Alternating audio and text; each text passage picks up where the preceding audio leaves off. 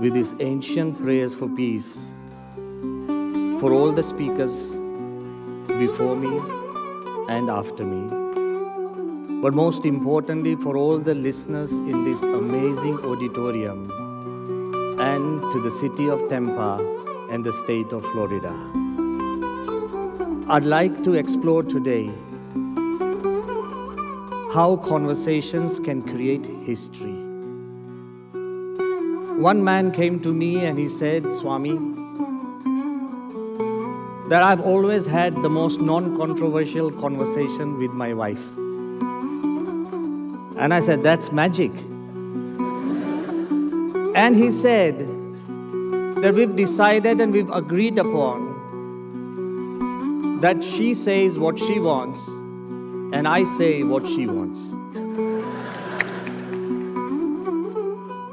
But thinking about it, we often imagine that our world is shaped by power, politics, governments, by policies, money and machines.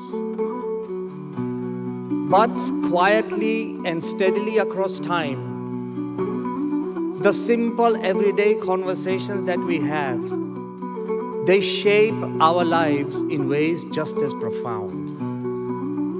Never underestimate the power of conversations, because conversations have ended wars. Conversations have rewritten laws. Conversations have actually generated and opened up new horizons. The core of the oldest scripture in the world, the Rig Veda, are all conversations. And even the great religious books like the Bible, the Quran, the Torah, the Bhagavad Gita, the Vachanamrit, they are based upon conversations. Many great inventions and great philosophies have emerged out of conversations. Remember, conversations allow us to express our emotions, to exchange ideas, to evolve thoughts, and to enlighten our lives. So let me begin with a simple question, which most of us have but very few ask. Why are my clothes orange? Well, obviously it's got nothing to do with American prisons. And I also want to tell you, yes, it makes us more visible and more difficult to escape. And it's got nothing to do with Florida being the orange state, where the state fruit is an orange, the state flower is an orange blossom, and the state drink is an orange juice. But this was the question that was asked of me when I first entered the Royal Majlis in Abu Dhabi in September 2013.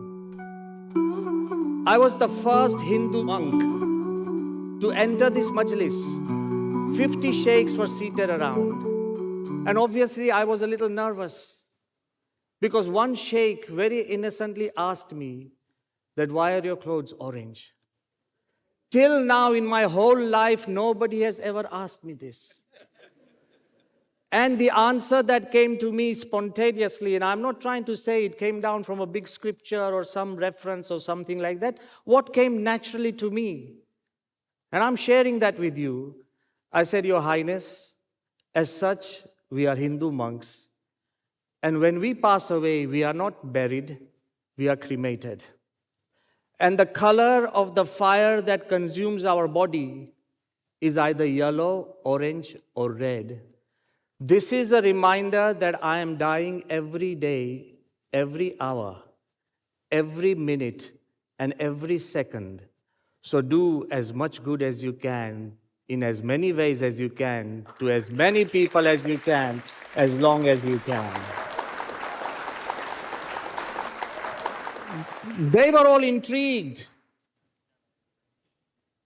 But I also want to tell you that this conversation grew with more conversations. And the environment became so comfortable, so generous, and so light-hearted that one of the sheikhs asked me, Your Holiness, why don't you write to His Highness a letter to get a land to build a temple? And I thought, could I? Should I? Never in the wildest dreams had I ever thought that this was a possibility. But the power of one genuine and gentle conversation aligned our minds and hearts to such an extent that faith and trust grew, that today stands one of the most celebrated temples of our time. The BAPS Hindu temple, the iconic and historic mandir in Abu Dhabi.